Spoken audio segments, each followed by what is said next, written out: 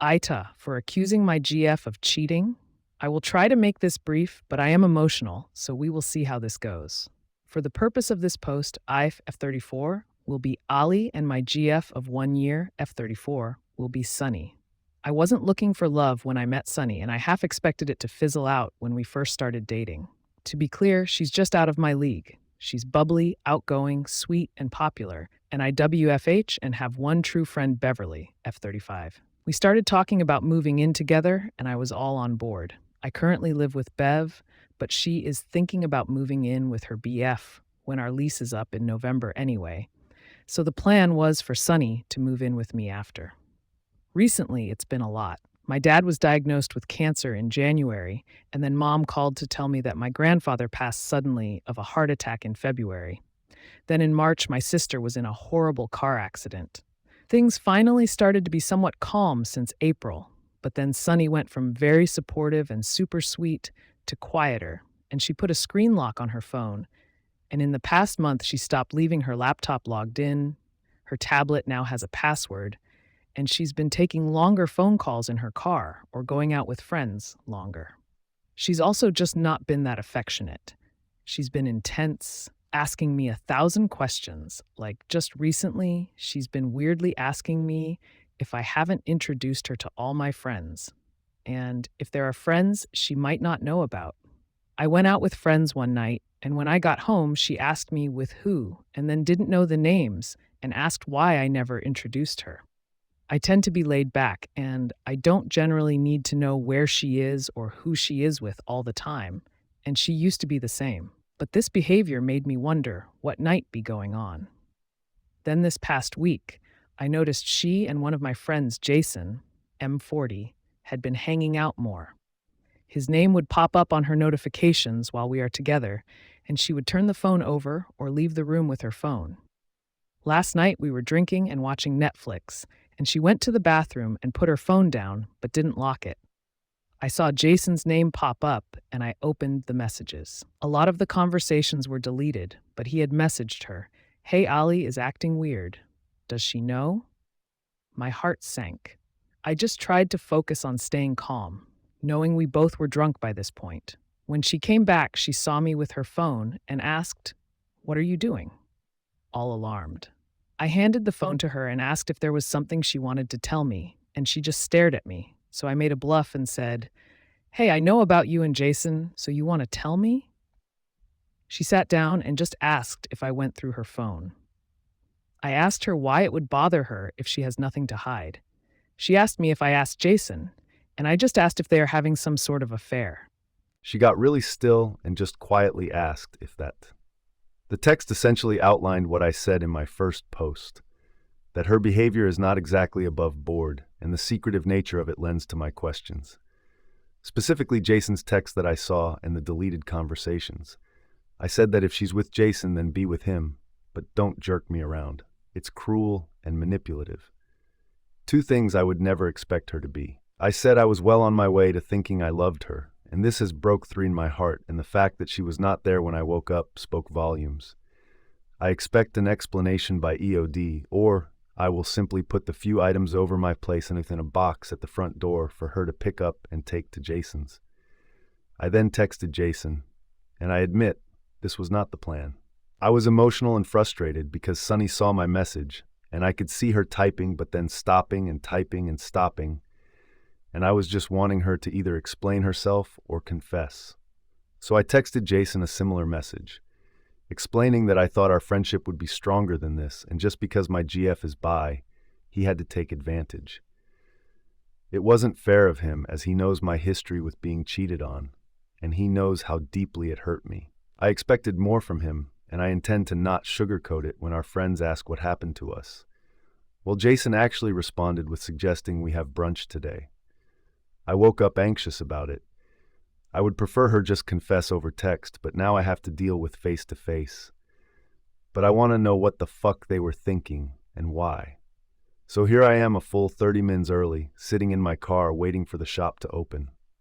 I really don't know what to expect, and I haven't really had a chance to cry it all out yet. I have my job, and at home, Bev keeps saying I am overreacting and need to calm down, and it's just irritating. I've had no quiet place to think and cry and just let it all out yet. I guess I will after brunch. Fingers crossed it will be brief and I can start moving on. Update 2. Ada for accusing my GF of cheating on me? I'm a fucking asshole. After my last post, I got out of my car and walked around for a moment to think and calm down. I took a suggestion from the comments and downloaded a voice recorder app on my phone and started recording before I got back to the shop. I walked in and Jason was there, with Sunny. As soon as I saw them sitting together, I knew my relationship was over. So I said as much when I approached. I just said, "Oh, so we're over then." And Sunny stood up and started saying she can explain and that I didn't understand. I just laughed and mentioned that I did ask before what was happening, and she didn't seem to want to explain, and that said enough. I rehashed everything. The locked devices, passwords, the shifty behavior, the deleted texts. She can't look me in the eye and tell me she's that stupid or thinks I am. Sunny just shrunk at that and didn't look me in the eye. That's what I thought I was saying and looked at Jason, but he just stared at me. He was calm and just asked me to please sit down, so I did and put my phone and keys on the table in front of me as if ready to leave at any moment. Jason said that he didn't reply to my text right away because Sunny had called hysterical and hungover, saying I thought she was cheating. So he and Bev went over to Sunny's to calm her down and talk it out. He wanted Sunny to explain, but she was too nervous after I had basically said she was just like my cheating ex. She figured I wouldn't believe a word she had to say. Apparently, this was all a misunderstanding.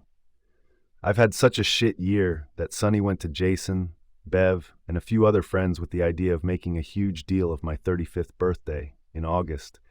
As I have complained of never really having a party for my birthday, I didn't somewhat plan. True. So she's been spending months planning this out. She rented out a local bar for the night of, invited my friends and swore them all to secrecy, ordered my favorite food for catering, decorations, and the works. She said she started getting nervous the surprise would be ruined because we are always casually on each other's devices, so a friend suggested she delete the convos. She even showed me in the group chat she had with my friends with a timestamp of a few months back where that suggestion came from. They showed me the receipts for the rental for the bar, the pre-ordered catering, a photo booth, etc. She said she uses Messenger, so she had to lock all her devices. Messenger was on, so I wouldn't accidentally stumble on the surprise. She was asking about friends she hadn't met, so she could include them and invite them to my party. She said she wanted it to be big, like almost an event. That she'd been stressing about money so she could earn enough extra to afford it. I asked her why she'd been so distant then and not very affectionate, and she looked confused and said she noted I was usually not in a great mood and didn't seem to want her to touch me a lot, so she was giving me space, and she figured after the party, where she then showed me the reservations of my surprised weekend in a vacation town, not far from where we live, we would have time on the surprise vacation weekend to reconnect and reset. Jason then handed over his phone to show me the conversations that were deleted off Sunny's phone, and I looked them all over, taking my time to read everything. They all had to do with the party. He offered for me to scroll back as far as I liked, as he had nothing deleted and nothing to hide. And I did scroll a lot, all the way to their first text. The "does she know" text was about the party, he said, because I seemed tense around him, and he felt I was being cagey when he and I texted, which around the time I suspected him to be sleeping with my GF.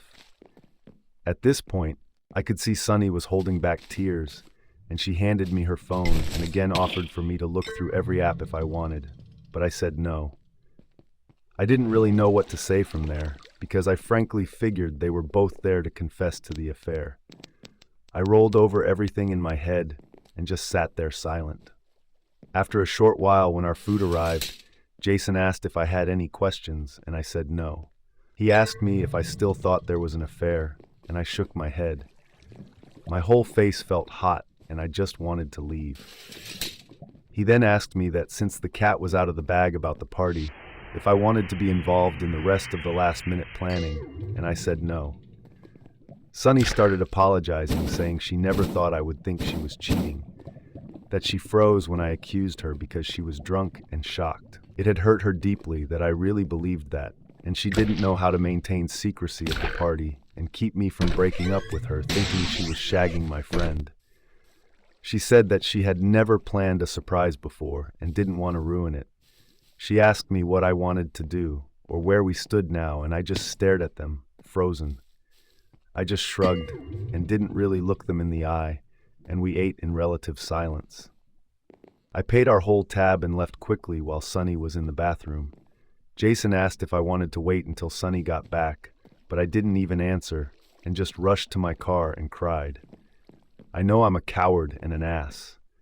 I have no idea how I am even going to face any of my friends, because I saw in the group chat Sunny explain that I thought there was an affair and what she should tell me to not ruin the surprise. My friends mostly suggested she just tell me the truth, noting my past relationship and how broken I was after. It felt weird to see how they viewed me and how right they were, and now I just feel like an ass. I texted Sunny that we should probably talk one-on-one when we calm down, and she's replied that she really needs to take time to breathe now that everything is out in the open. I said I understood and asked how long she needed, and if we can maybe talk tomorrow, and she hasn't responded. Jason has since forwarded me some of the proof they showed me at brunch and just said, "Here if you need to talk and nothing more."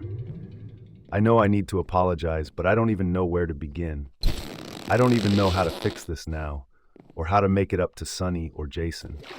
I can hear Bev moving around downstairs, and I can't even face her. I'm still mad at her for not telling me the truth, but I know how unfair I am being. What the fuck do I even do? Edit or short update. So I hid from her for almost half the daytime, and I finally came out to talk to Bev. I found her in her room, and she had clearly been bawling her eyes out. I feel rightly terrible about it, because she really seemed so stressed. We had a long talk, sitting on her bed like we did as kids. She explained that she felt trapped in the middle and didn't know how to fix the situation. And then when everything spiraled, she panicked and tried to do damage control, hoping I would just trust her like I always do, that I was maybe overreacting long enough for the party to happen. She said she felt guilty into not telling me when it all went ass up at the beginning, because she knew I would internalize and melt down, but everyone was badgering her to keep a lid on things until Sunny could come up with a plan. I explained to her that it really hurt me that she was gaslighting me and making me feel crazy when evidence was clear something was being hidden from me. She didn't get defensive and just nodded and said she would do anything to go back in time and just spill the stupid fucking beans to save all of us a lot of stress and sanity. We hugged it out, and she is cooking dinner, she insisted. I can smell it from my room, and I would bet my left tit it's her creamy garlic Alfredo, which is one of my favorite things she cooks. I intend to reach out to everyone tonight, but I invited Sunny to join us for dinner with Bev's permission. I made it an open invite. She doesn't have to. She hasn't yet responded, but I did text Jason that I would like to talk soon, and that processing all of this has been tough. I admittedly have spiked my tea with some whiskey, and I am currently cuddling my cat and rewatching Somebody Feed Phil to take my mind off things for a bit. After I veg out and get my bearings, I hope to mend things with everyone. Update 3. Aita for accusing my GF of cheating on me? Well, if me, I didn't expect this many notifications on when I logged back in. I read through the comments and realized in my fear of being too long-winded, I skipped over some important context. Also, any and all comments that are just insults against my GF, BFF, and/or myself, congrats. I didn't read them, and I sure as hell ain't wasting my time to reply to them. Does that actually work for you, normally LMAO? Anyway, context. Sorry if I wasn't clearer before, this is my first time making posts. I usually just read. I wasn't in the she's definitely cheating mindset for weeks, like some comments suggested. It was all over the course of 2-ish days, 3 tops. Before that, I was just confused by her behavior and didn't really know what the fuck was going on. No one left me to wallow like that for weeks on end. I was vocal for a short time before the brunch. Everyone was operating off of a comment I made when Bev's BF threw her a big surprise party last year, and I made an offhand comment of how cool that was, because I always plan my own stuff and it would be awesome to have a surprise party planned by my friends or partner. Bev is my BFF, and there is nothing romantic between us before this or after this. She's engaged to my brother, and both of them are about as straight as a designated sock drawer. I am set to be their MOH in the wedding. Anyone thinking she wants in my pants really needs to touch grass. This isn't bad anime. I do refer to Bev as my only friend because we've been childhood buddies, and I realize that confused people. I do have other friends that I'm just not very close to at all. Most of them are Bev or Jason or my brother's friends, and I am in the friend group. So I am now referring to Bev as my BFF and the others as friends to avoid the confusion. Some of the others did pressure Bev to be subtle and not ruin the surprise, and there more below I actually found out this morning. I am not a man, I am a lesbian. Indeed, my ex-boyfriend turned me gay. Omeo, kidding. I've always been gay, but didn't know until after my ex. Sunny is bi for those who are confused. Jason is also not trying to screw me. He is married to Bev's sister Deanna, F37. I don't mention her because she frankly hates Sunny, and I don't tolerate people disrespecting my GF, so she now also hates me. Jason just usually keeps us all pretty separate, though. We are cordial when in each other's presence now. Sunny is not the abusive, cheating ex. Those are different people. He was a malicious, unfaithful toad. Yes, I am already in therapy. I mean, it's in the username, lol. I had a depressive episode earlier this year, and thus I can call emergency sessions with one of the 3 therapists I've been seeing since then. Without getting too much into my issues, if you're struggling, fucking go to therapy if at all accessible where you live. It might be more accessible than you think, as the program I use was free while I didn't have insurance at first. I think that's most of the misconceptions I've read. Well, good morning to the hundreds of people who commented on my last freaking post. I honestly expected maybe 20. It was a bit overwhelming. Thanks to everyone with actual advice, ideas, kind words, and constructive criticism or sent me kind messages. I have an update for you. And a special make love to a rusty spoon to anyone who spend their time trolling posts just to be mean for no clear reason or being a homophobic piece of camel poo. You can leave, lol. I'm in a jolly mood this morning because a lot has been cleared up. I spent most of last night on FaceTime and text trying to suss out what to do and what everyone was feeling. Turns out the friend group was as split as Reddit on whether or not I suck, which was fine with me because I feel I am the AH overall. Bev helped clear a lot up by giving me her tablet and showing me the conversations she had outside the group chat. Turns out there were 3 friends that really pushed for this, and out of these Gorgons, the ringleader is Tammy, F35, who is also a bridesmaid of Bev's and has been trouble ever since she's been asked. I won't bore with the whole story, but she's one of those pushy people in a wedding party that wants to make it about them. Bev, and Sunny too, I found out, was getting messages calling her a buzzkill, wet blanket, and they advised her to be as subtle in talking me down, to not ruin this for everyone. My brother is pissed at me and blames me for Bev being bullied and tells me she was so stressed out she was vomiting and would spend hours at his place stressing out about what to do. I also found out that Sunny planned to propose at the party, which was a huge reason everyone wanted to keep it under wraps.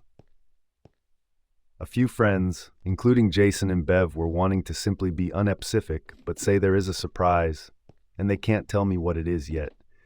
But one of the Gorgons told Sunny that she may as well cancel the proposal then, because if I see it coming, it will be so wholly disappointing that I won't enjoy any of it, as the whole point was to fulfill my dream of having a surprise party planned by my SO. As far as I am concerned, everyone's judgment, mine included, was messed up here. Most everyone, even one of the Gorgons, has apologized once they got the full story of what happened. Bev has been nothing but apologies and has been doing everything she can to make it up to me. Jason apologized in the way that Jason usually does. I'm sorry you felt ZYZ, etc. I've since apologized to the people I've felt I should. Sunny, Bev, my brother, and Jason. I jumped to a conclusion, and instead of gathering evidence and being sure, I went to accusations. I came up with a whole situation in my head that Jason and Sunny were having an affair, which looking back is the silliest conclusion to jump to, but I was drunk and emotional, not an excuse. so my judgment was way off. You don't know those two, but they wouldn't mesh well. As for Sunny, we talked late last night/early this morning. I got to apologize also for running out on her and explained how I was feeling. She apologized for everything and putting a proposal as a concept over my actual happiness. We've decided that we're not ready for engagements or anything like that, but we are good together and just need to learn to communicate better. She and I are going to have therapy together and try to get the tools needed to do that. The only person I'm on the outs with is Jason's wife and the lead Gorgon. And that's okay with me right now. My brother and I still have some mending to do, and I don't know what to do about that, but for now, I'm focusing on what I can do. We think the party is still happening, as there are elements I don't know about and can act as the surprise, but the guest list has changed given the situation. I am very much looking forward to the vacay with my bae after. I think that's it, so unless anything else goes ass up, this is my final. My stepmom hated me for my high school grades. She hated me and made me think I was an idiot. I don't know if this is pro, but it is certainly more than petty. In high school, 10 plus years ago, I was quiet and attentive in class. Teachers liked me. I wasn't popular, but I had good friends. I say all this to explain that high school was relatively calm for me. I played sports, was on the student newspaper, and got decent grades. However, that all changed my second semester junior year. I've always been a voracious reader. My freshman English teacher recommended I move up to the honors English track, so I did for freshman, sophomore, and the first half of junior year. Then I was put into classical literature my second semester junior year. I've always loved Greek and Roman stories, and had already read your typical high school classical reading list on my own. I didn't mind reading them again until I met Ms. Umbridge. She put on a sweet facade, but she was downright evil. She also decided she hated me. I still do not know why, or what transgression I committed, but she hated me. I assume it was my habit of sometimes nodding off in classes. At the time, I had undiagnosed thyroid issues, and was getting up at 5 a.m. for swim practice. I say sometimes, because it happened maybe twice a month total between all 8 classes. I don't remember nodding off in her class, but it could have happened. Anyways, her class was 50% essays/written reports. The rest were random quizzes and a couple tests. I was on the student newspaper, and I was a decent writer. I wasn't worried about maintaining a B or up. We wrote our first paper, and I got a D. I was shocked. The only class I struggled in was chemistry, and still my lowest assignment grade was a C. After class, I asked Ms. Umbridge what I did wrong, because her notes were minimal. She told me my assessment of the material was uninspired. Okay, can you direct me to an example of an inspired assessment? Come back during study hall. Thinking she'd have some example materials for me to review, I got a pass to see her during study hall. Nope. She spent the full hour basically telling me I was an idiot. I remember leaving and crying, because she didn't tell me anything constructive. My friend, the eventual valedictorian, offered to help me on my next paper. My friend and I spent hours on my next paper. She never got below an A on anything. I got another D. My friend was furious. She took it to her AP English teacher and asked him to review it. She said she was entering a writing competition and wanted advice. He said it was great. Her typical A+ work. My friend, quicker on the uptake, asked me for a copy of my original assignment. She asked her AP English teacher to look it over too, and he said she should enter the first one. This one was still good. He'd probably give it an A-, but the other paper was better. My friend was convinced Ms. Umbridge was treating me unfairly for some reason, and she must not like me. My friend wanted me to tell my parents or my school counselor. A teacher didn't like me? That had never happened. Sure, they didn't all love me, but none had actively disliked me. I decided I'd try one more time, but this time get Ms. Umbridge to help me. Despite the previous horrors of spending study hall with Ms. Umbridge, I went to her office during study hall 3 times before the next paper was due. She reviewed the paper, and gave me tips on revising it each time.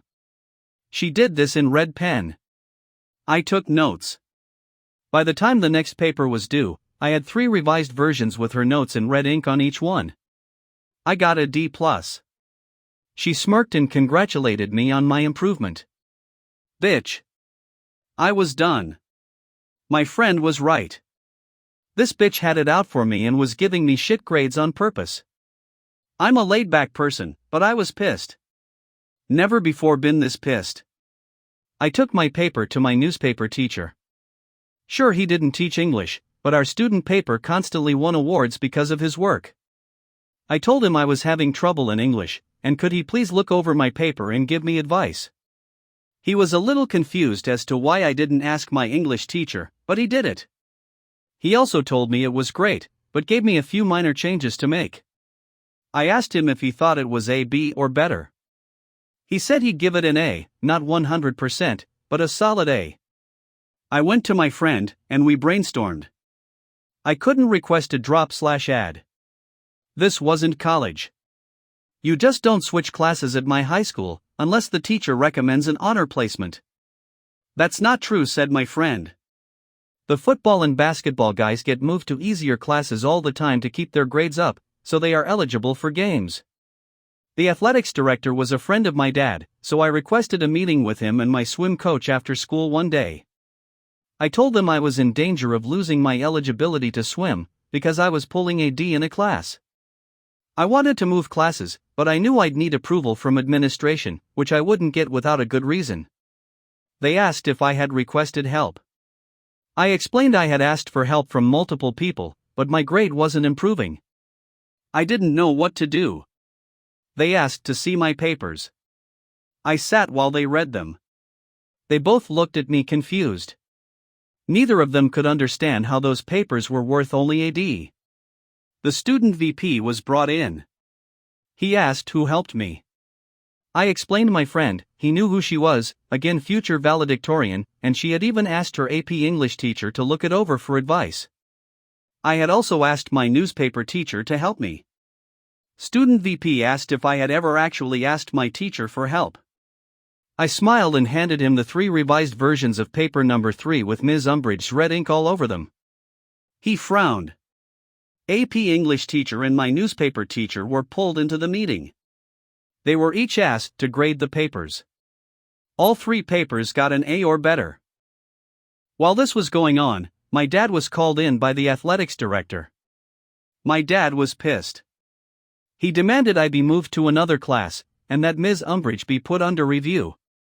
Clearly, she wasn't grading students on their work but on her own personal opinions. The school administration obviously bristled at the accusation that a teacher was treating students unfairly. A lot of arguing that I wasn't allowed to sit on occurred in the VP's office. I could hear plenty of yelling as 6 adult men argued over the appropriate next steps. It was decided that myself, my dad, VP, and athletics director would have a meeting with Ms. Umbridge. The following morning before school we all met. Ms. Umbridge seemed to think she was going to get to tell everyone why I was so stupid. VP explained that if I maintained a D in her class, I would lose my extracurricular eligibility, and we were all meeting to discuss what to do. She smirked and said I should be moved to the non-honors English track, and I had no business being in honors English. I didn't have the aptitude to understand the complex classical literature they were studying, and I probably would need a tutor to even get through basic English. I'd never seen my father so red, and I half expected to see steam come out of his ears. VP asked why she didn't try to help me improve. She said it was up to students to put in the initiative to get better. VP asked if that meant I had never asked her for help. She said I had not. VP then pulled out the 3 revised versions of paper number 3 and handed them to Ms. Umbridge. Now it was her turn to be read. She called me a liar and said those notes weren't hers. Things got heated, and I was asked to leave again. I sat outside the office. This time the secretary was there, and we both heard the shouting. School was set to start in 30 minutes, and they were all just shouting. Then AP English teacher and newspaper teacher were called in again. More shouting. About 5 minutes to the start of classes, the teachers left and I was called back in. If looks could kill, I'd have died then and there when Ms. Umbridge walked out of VP's office. I was being moved to basic English effective immediately. My current grade would not carry over. I would not need to make up any past assignments, and new teacher would be instructed to grade me only on the assignments going forward. My new English teacher, Ms. Honey, ended up being the English department head. She was at least 65, and had been doing this for decades. After 2.5 years of honors English, this class was easier than PE. I barely had to try to get an A, but I refused to let Ms. Honey think Ms. Umbridge had been right. I tried harder in that class than any other class that semester. I finished projects so quickly that I was asked to tutor a girl struggling in the class. I spent half the class period just helping this girl understand the material. I helped her go from a C to a B+. I got something like 104% in the class. At the end of the semester, Ms. Honey called me into her office during study hall. She was recommending I return to honors English for senior year. I must have looked panicked, because she assured me Ms. Umbridge would not be my teacher. In fact, she would not be anyone's teacher. She was leaving at the end of the school year. Ms. Umbridge was only in her late 20s and unmarried. Too early to retire. And my high school was in one of the best-paying school districts in the state. I knew what leaving meant, but Ms. Honey still explained that I was put in her class on purpose. The school administration trusted Ms. Honey to determine the truth of Ms. Umbridge's claim that I was basically a lying idiot. Ms. Honey stated I very clearly belonged in honors English. She apologized if her class had not been challenging enough for me. I cried. I mean full-on ugly, snot cried. I didn't realize it, but part of me had actually believed Ms. Umbridge up until that moment. Ms. Honey hugged me and consoled me. I spent senior year in honors English and spent my study hall tutoring Ms. Honey's struggling students. To this day, I think about that awful woman fairly regularly. My career is strongly writing-based, and I still worry obsessively over my writing. I hope she never taught again, because she wreaked havoc on my self-confidence. Edit, I fixed the wreck. Edit X2, holy mother forking shirt balls. Guys. I did not expect this response. Gold in front page. Gah. Thank you, gold giver. I'm not sure what that means, but I'm going to figure it out. I also want to say I'm sorry to everyone posting their own Ms. Umbridge stories. It's sad so many exist out there wreaking havoc on self-conscious teens. Don't let your Umbridge keep you down. You are better than Umbridge. Go out and do exactly what your Umbridge said you shouldn't do, because Forker, the fat dink. Edit X3, everyone private messaging me nice things, you are sweet people. Thank you. I promise though I am okay now. I am in my 30s with a job I love. I think about this story regularly because of a volunteer organization I take part in. While I have the soapbox, might I recommend https://www.posteriad.com/red-allowed-programs.html. It is a great program that helps children practice reading in a safe environment. Love to you nice folks. Story provider. Presence woman called me a racist little butch because one didn't let her cut the line for a drink. Hello. My previous job had me working as a food service worker at Biscary. I worked at a certain berry-themed amusement park. I worked there for about 2 years before quitting a few months back for a job that pays me better. I loved the job for the most part. Most people were cool, and I really only encountered difficult people during busy seasons. And my coworkers, with the exception of 2 who hated me, had my during these encounters. We were also rig, next to the park's security office. The way my location was SKT up was a little bit weird, and Specif was a bakery with 3 massive display cases separating us as the employees from the customers. 2 registers between the display cases and our soda machine, and a litty nook off to the side. This nook, there were 3 machines, a massive coffee pot, a hot Hoggalate machine that was just a little broken and always mess. Despite my best efforts to keep it clean, and a rundown Idle latte machine. There's a counter right next to this machine, where the coffees and stuff would be called out. There was also 2 registers set up outside at this time, because it was busy season, and these was the most efficient way for us as employees to serve customers. Here was almost always 1 or 2 people on the register cut side, and this time it was my team lead, basically a mini manager, who really liked me because I trouned him. This happened on my last day there. This park has a drink program where anybody with the annual pass could pay an extra $10 or so and redeem a free fountain drink every 15 minutes. People who Aeronet pass holders also could get the drink program by buying a souvenir bottle for like $30 that they could use throughout the day and reactivate if they came on a different day. A lot of people with this drink program tended to feel like they didn't want to wait in lines for their rink demotion. And it was common for them to walk up to the other aide of the counter and ask for their refill. And sually, they were annoyed, but never malicless, when Ior, one of N coworkers, told them that they unfortunately had to wait in line for drinks, as many people in line were also just getting drinks. Lot this lady, though. Ooch no. This lady was out for blood, and she must have sensed that I was in a good mood. It was the last hour and a half of my final shift. One was busy cleaning up a couple of messes that had been made throughout the day by the hot chocolate and latte machines, and was simultaneously talking to my managers and other leads about my plans for the future. About where I pick up my last check. Suddenly, I heard somebody unscrewing the lids off their cups and pushing them towards me. His woman was a little taller than me, M53, had sunglasses and a baseball cap on, and didn't look very pleasant. You develop SBC sense for difficult people when working for theme parks, you see. She had 2 souvenir bottles on the counter and was holding them out to me, smiled at her and told her, "Oh, I'm sorry, you actual have to wait in line to get refills. One, no, it's inconvenient, but it's park policy." She scoffed at me and said, "Team just getting drinks." And I reiterated that she still had to walt in line, adding that even though the line was Cali long right now, there were other people in who were also just getting drinks. She disappears, and one assumed that she'd gone to wait in the, admitted to, pretty long line. In that time, one finished cleaning the machines and returned to helping customers in line with my other coworkers. About 5 minutes pass, and this lady comes storming back in, cutting the lin agsin, and walking up to the reoister. She pointed at me and said, "You." It's important to note here that I am mixed race, but look white and usually perceived as white because didn't Jew outside much at this tire and have only recently started getting my darker color act. This woman was black, and most of my coworkers are POM, also autistic with low support needs, just a little awkward and anxious, fidgety, and have trouble making eye contact despite my best efforts. So I'm sure that had sore thing to do with why this lady locked onto me and not my other neurotypical coworkers. He kept yelling at me, saying, "You're a racist little bitch, aren't you? You lied to me because I'm blackle. I wasted all that time in line, and your manager told me that you lied to Mel. You did this because M black, didn't you?" L, as any reasonable person would be, was startled. One had been aimed for flicks like this because I was supposed to be a T, lead before management changed, and was usually the person to deal with customers. Ike her for that exact reason. This was partial, why I quit. Regardless, this was my first time being cussed at by a customer in a malicious way. I said, "Drinks though."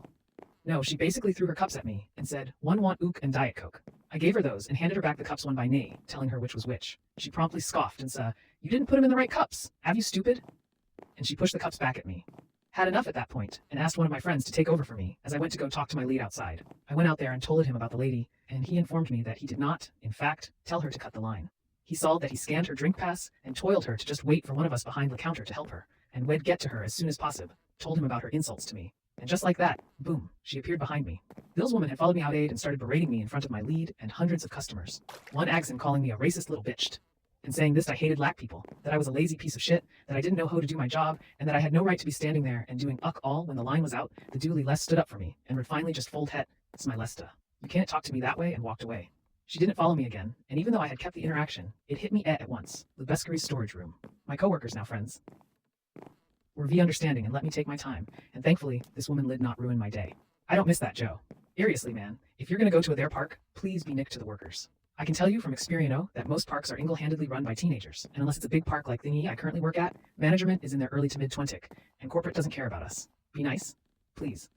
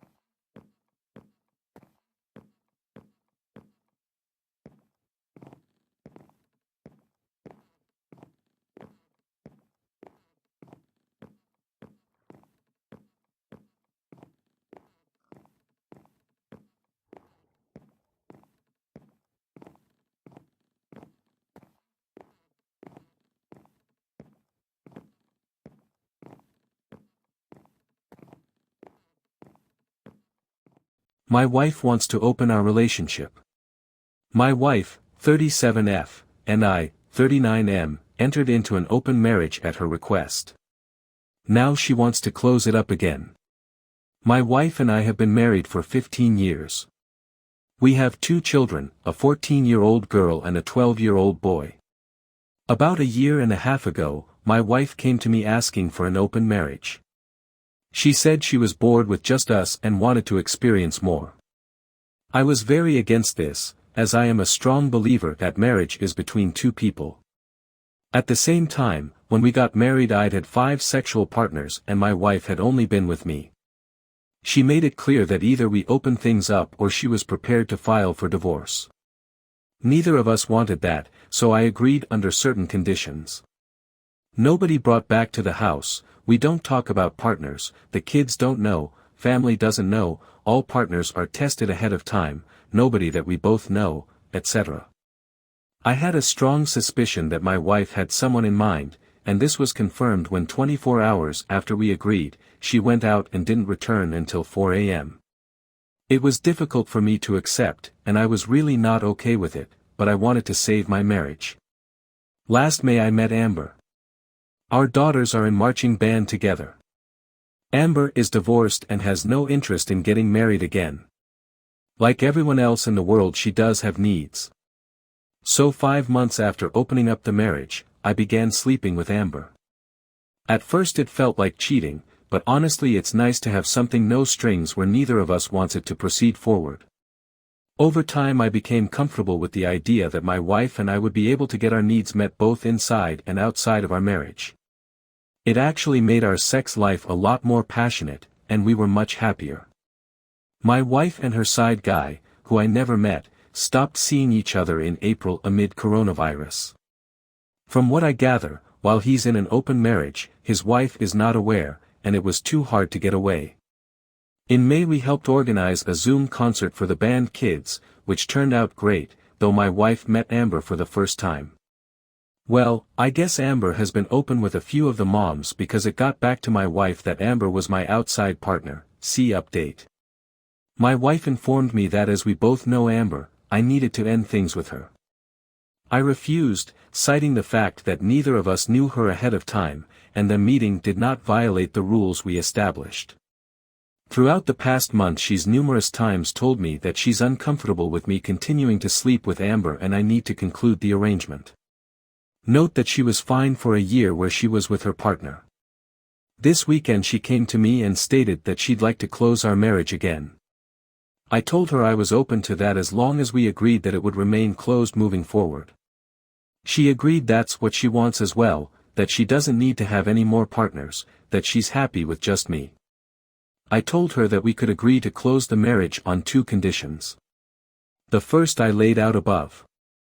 The second, I wanted her to sign a document waiving spousal support in the event of divorce. She flipped out. She categorically refused to even consider that. My wife is a SOM and has not worked since we got married. She said that I could keep seeing Amber and leave her with nothing if she signed that. I told her that I'd be willing to include a list of mutually agreed upon situations including infidelity on my part where the agreement would be void. She says it's not open for discussion, that she's not going to continue to be cheated on and left with nothing when I decide to leave her for Amber. I pointed out that this whole thing was her idea and that I only went along with it to preserve our marriage. She says that if we don't close the marriage up, then it might as well be over. I told her that I'm not going to tolerate being threatened with divorce every time she doesn't get her way. She says I'm being dramatic and I need to focus on us. Should I agree without stipulations? I know there's no future with Amber as we've both agreed it's purely physical, and even though I know I'm standing my ground, I feel like I'm blowing up my marriage over a dead end. At the same time, I don't believe it's about Amber at all. Update. So based on what some of you have said here, this morning I called Amber up, reminded her that we were supposed to keep things discreet, and asked who she shared the details of our liaison with. She denied telling anyone, and I didn't get the feeling she was lying. I pulled up my wife's Google timeline history and discovered that she tracked me to Amber's house in April. She followed me and then deliberately introduced herself to Amber to create a conflict.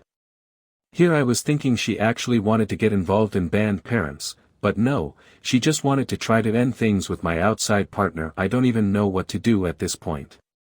My wife asked for an open marriage, I reluctantly agreed. Now that she's no longer seeing her outside partner, she wants to close it up again. Relevant comments. Commenter named as Mr. G. Post replier named as Mr. S. Mr. G. I suspect your wife flipped because she has no intention of staying with you long term. Mr. S. That's exactly what I thought. Believe me, my intention is not to screw her financially. She's coming from the angle that she's so sure about us now and ready to close things up. Well, what about a year from now or 2 years from now when she decides she wants someone else and decides she wants to open things up again? I'm not going to be blackmailed with divorce every time she wants it both ways. Mr. G, your marriage is already over. Good luck. Mr. S, I'm coming to that realization. I hate it, but she is not the same person I married. While he's in an open marriage, his wife is unaware. So, he's just cheating on his wife then. Mr. S, yep.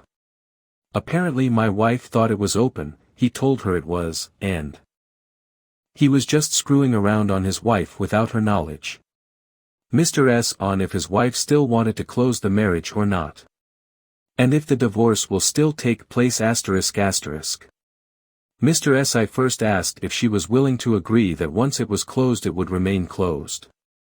Then I asked her if she'd be willing to waive spousal support in the event of divorce. Then specifically I asked if she'd be willing to waive it only on specific instances such as her cheating or me refusing to reopen the marriage. She refused to discuss it. I don't want to be in a situation where 6 months from now her outside partner wants to start back up where she sees someone else she's interested in and decides to threaten me with divorce again if I don't open the marriage back up. I have no intention of screwing her financially. I wanted to see how she'd react to me asking for a guarantee she wouldn't ask that of me again. She made it clear that she wasn't willing to put her money where her mouth is. Mr. S, on how he met Amber ***. Mr. S, I met Amber through band parents. Our daughters are not close, just in the band together. My wife was not involved in band at all as it's not her thing. With quarantine going on she was looking for things to do and decided she wanted to help with the concert. At that point, should I have said, no you can't because my outside partner is a band mom and I don't want you involved in that circle. She was in my circle, not my wife's. My wife had nothing to do with the band until May, a full year after I was setting Amber. As it turns out there was a very specific reason my wife decided, all of the sudden, to get involved with the band. Plus, I got involved with Amber in May of 2019. She was with her guy since December 2018. Update, August 4, 2020. To recap. My wife told me that she wanted an open marriage, I didn't but agreed when she told me she was prepared to file for divorce. She had an outside partner within 24 hours. It took me a few months. Her partner and her broke up. She stalked me and introduced herself to my partner to try to force me to end it. When that didn't work she decided to demand that the marriage be closed again. I put conditions on it that she wasn't willing to accept. Now on to the last month. It's been a very tough month. I confronted my wife about the stalking. She denied it at first and then I brought up her location history. She attempted to deflect, claiming I invaded her privacy, but I didn't take the bait. Finally she admitted that she didn't like that I had someone on the side when she didn't and a mom at the school felt too close to home. I agreed that I would end things with Amber if she would agree to counseling, close the marriage up permanently, and start looking for a job to help with household expenses. She replied that she's a stay-at-home mom. I told her it was something we could revisit after coronavirus is over, but when things normalize, she can't just stay home. We did a few therapy sessions and things went well at first. The therapist challenged her on why she had followed me, asked why she felt she had to go outside the marriage, and had her address pretty much everything going through my mind. Then things went south. She admitted her outside partner was someone from her past, a high school boyfriend. They'd broken up before anything happened, and had reconnected. She regretted not going all the way with him in high school and decided that she wanted to fulfill that desire. I was pissed. I told her that if me choosing a mom from school was too close to home, then her choosing a married ex-boyfriend was completely unacceptable. I told her I didn't even want to look at her. I checked into a hotel to go cool off because I didn't want my kids to see me like that. I stayed there for a few days and then decided to go home and deal with what was left of my marriage. When I got home, I found that my daughter was being unusually cold to me. Even for a 14-year-old girl, she was very dismissive. When I asked her what was going on, she went off on me for cheating on mom with a band mom. I asked her where she heard this. She wouldn't tell me at first, telling me it didn't matter, but then finally admitted her mother told her that I was staying at my girlfriend's house after I left. I counted to 10 in my head, told her it wasn't true, showed her the receipt on my phone for the hotel, and told her that her mother and I had a fight and I decided to take some time away so we could both calm down. She cried a lot and I promised her that I loved her and I'd always love her. I did my best to remain calm though I was burning up inside. I didn't even go to my wife. I went on Facebook and found the guy's wife. I sent her a message letting her know that for a year and a half her husband had been having an affair with my wife and I'd be happy to send her any proof she'd like. She was very appreciative, and had suspected something was up. A few hours later, my wife came to me in a rage screaming that I had violated the confidentiality of our therapy and ruined the guy's life. I asked her what she meant to do by telling our daughter that I had a girlfriend. She denied doing it and still refuses to admit that she told her anything other than I was away for a few days. This went down last Thursday. We haven't spoken to each other since. We're supposed to have another counseling session tomorrow, though I don't know if it's even worth going. I keep catching her in lies and I don't think I'll ever be able to trust her again. I know that filing for divorce is the wise choice at this point, but I feel sick thinking about it. I feel like a failure because I couldn't make my marriage work.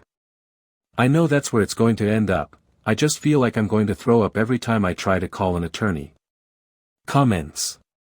Mr. G, appreciate the update. Sorry to hear therapy is only bringing more things to light and your wife drowning in her sea of lies has clearly shattered your trust in her completely. I hope for the sake of the kids that your wife wasn't the one to tell that to your daughter, but when people are sinking fast they'll latch onto anybody to keep them afloat, and turning the kids against you isn't exactly an original strategy. You are not a failure because the marriage has ran its course. At this point it's probably best to contact that attorney, no matter how difficult it may be.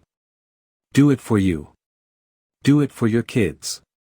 Even do it for your wife so she can hit rock bottom on her own without destroying your lives in the process. Best of luck, man. Mr. G, talk to an attorney. If you're honest with yourself, your wife opened the relationship after she had or was planning on cheating anyway. Then when things failed, she didn't want you to have fun while she wasn't. She doesn't contribute to the household and has no plans to. She constantly lies. What makes you think anything is going to fix this? When someone shows you who they are, believe them. It's her way or the highway. So like I said, talk to an attorney, get your finances in order, and get out of this awful relationship. Mr. G, you didn't fail. Your wife wanted to cheat but didn't want to call it cheating. She never wanted/expected you to do the same. The fact she said she'd divorce you if you didn't is extra manipulative. The fact she tried to harm your relationship with your daughter is the last straw. I personally wouldn't find this situation fixable. But never beat yourself up for any of this. This is all your wife going off the rails and you tried hanging on for dear life, but maybe it's time to let go. Also, I'd be fully open with your daughter about the whole situation. It will all come out eventually, so the true story instead of rumors and lies is much healthier. Editor's note, marking this as inconclusive as OOP hasn't posted in 4 years since the update. We just got married and are saving for a down payment on a house, so we're renting an apartment. However, our landlord, who is jealous of my income, raised our rent by 50%. Years later, I ended up suing him and won $20,000. In the late 90s my wife and I were just married, just getting started, and we decided to dink, double income, no kids, it for a few years to save up for a down payment on a house. The dot-com bubble was still rising and I was a newly minted software developer. I had an entry-level job for a while and then got recruited to a new city and a new job that paid 3x what I was making before. It was an offer too good to pass up. I ran the numbers and it was a no-brainer. By living frugally and saving my entire salary, living off just her income, we would easily have enough in a year to put 20% down payment on a new house. We rented an apartment in the new city that was listed for $950 per mo. The landlord was a real estate agent who owned a 2-bedroom condo as an investment property. Let's call him Hank Wazowski. Hank was a thin, grey, no-nonsense guy. He was pleasant enough, but perfunctory, dry, and had no sense of humor. He made a point of explaining that under no circumstances was he responsible for maintaining the garbage disposal and that it was not included in the rental agreement and he would not be responsible for fixing it were it to break. Okay. He seemed slightly amused by us, a clueless, young, newlywed couple, but I could tell he wanted to rent to us because we were very obviously a safe choice as renters. We filled out the rental agreement and a credit check, and this is where my troubles began. Hank looked hard at the credit application where I listed my job title, software developer, and my income, $75,000. For a 23-year-old in his second year out of college, in the late 1990s, this is a small fortune. Throw in my wife's salary and we were over 6 figures in income, renting an apartment far beneath our means. Like I said, Dink is the way to go when starting out. I can't believe how much money you make. Hank must have said half a dozen times, muttering under his breath. I explained we were saving to buy a house and that we were only going to stay in the apartment a year. We might stay a few months after the term is over. Would month-to-month be okay after a year? Hank assured us that would be fine. We saw Hank only once during the year and he again mentioned my salary and how he couldn't believe that's what software developers were making. It was awkward and I gave a vague reply. Anyway, a year later we had found a house to buy, signed all the papers, and were making plans to move. The new house wasn't going to be ready until 2 months after our rental lease was up, so I called Hank to ask if we could, as discussed, simply extend the lease by 2 months before moving out. Hank assured me on the phone it would be no problem and he would send over an extension for us to sign. The extension arrived in the mail and it included a month-to-month clause and a $500 increase in the rent. I flipped out and called him. Hank, why are you increasing the rent over 50%? That's too much. That's more than my new mortgage is going to be. He was super condescending to me. Rocky Moose, it's what the apartment goes for now. I would be losing money by renting it for less. I tried to reason with him but it was very clear he knew we could afford the $500, had no choice in the matter, and he was going to screw us over as best he could. He got angry with me for arguing my point, and I'll never forget his parting words. You don't have to like it, Rocky Moose, you just have to pay it. My wife and I tried to figure out a way to move out early by putting our furniture in storage for a couple months and crashing with friends, but it just wasn't going to work out. I swallowed my pride and wrote out the check for $1,450 for the extra month. A month later I wrote a similar check, and then we moved out. I made sure the apartment was spotless before moving, but still Hank withheld $300 from our security deposit for bullshit things that were just a way for him to squeeze a few more dollars from the kids who made too much money. $100 for cleaning, sure. But $300 was obscene. In my mind, he had screwed me over for $1,200 and there was nothing I could do about it. What made it even more infuriating is that I saw the ad Hank put in the paper after we moved out and he listed the apartment for rent at only $150 more than we had been paying originally, not the grossly inflated $500 increase. And it didn't rent. A month later I saw the same ad and he had lowered the price to $75 more than we had been paying, and I assume it got rented since the ads stopped appearing. Fast forward about 5 years. Life is good, the house is good, we have a baby, and even though the dot-com bubble has burst, I'm still employed. One day, out of the blue, I overhear one of my coworkers, Phil, a senior developer, talking to the guy working the reception desk. Hey, Mike, I'm expecting someone to drop off some paperwork for me. If a Hank Wazowski asks for me, tell him I'll be right out. I freeze and get a taste of bile in my mouth remembering how I had to write out that name on those checks all those years ago. There's no way it's the same guy, right? I walk over to Phil, who is still by the reception desk. Phil, I say, how do you know that name, Hank Wazowski? Phil explains that Hank is his real estate agent. I bought my condo through him several years ago. I'm selling my condo now so I can buy a house. So I'm going to ask him to be my agent again. Do you know him? I tell Phil that I used to rent an apartment from Hank and described what he looks like. Phil confirms the description. It's the same guy. Wow, small world, right? And on cue, right then the front door to the office opens and in walks Hank Wazowski. I stare in disbelief. He's carrying a folder of papers and doesn't recognize me. Phil and Hank shake hands and they talk for a few moments. I stand there silently, wondering what to do. Phil finally says, Hank, this is my friend Rockymoose, I think you may have already met. Yes, hello Hank. Good to see you again. My wife and I were your tenants a few years ago on street. Remember, the software developer who rented for a year saving to buy a house? Well, this is where I work. Here. With Phil.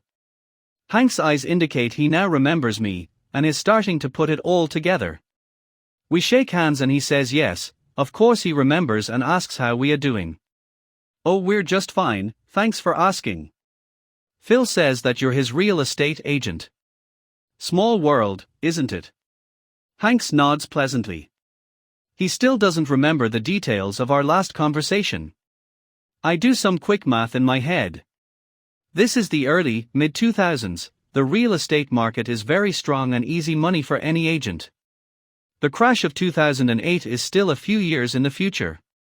I start to think out loud.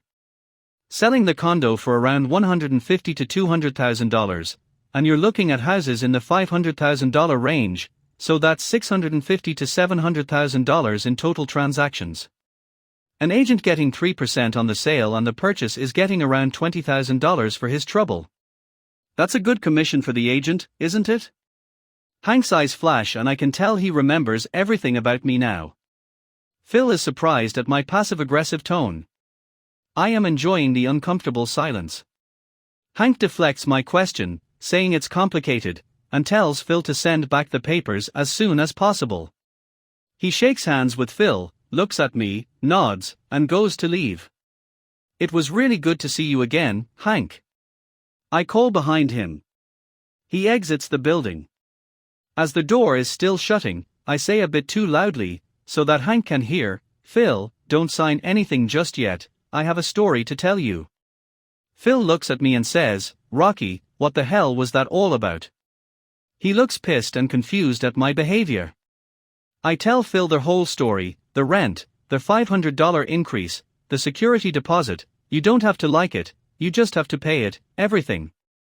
Phil, you can't use this guy to sell your condo and buy a house. I hate him.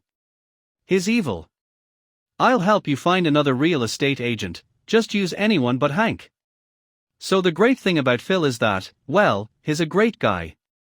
He says he's a little surprised at my story and has always known Hank as a straightforward guy. But I totally see him doing that to you, he admits.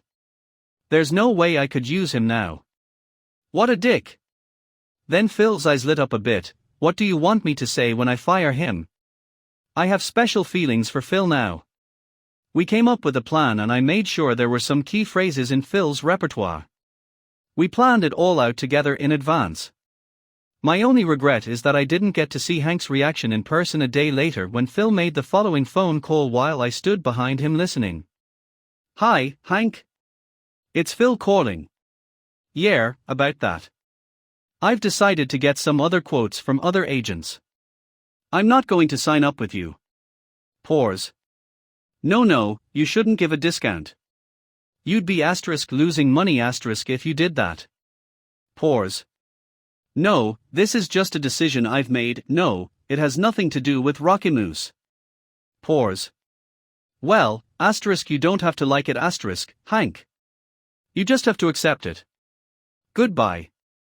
Asterisk click asterisk, and it was the greatest revenge I could have ever imagined. Through a chance meeting years later, Hank got screwed out of $20,000 in easy commissions. And the best part is Hank absolutely knew it had everything to do with Rocky Moose. Thanks for watching. Don't forget to subscribe.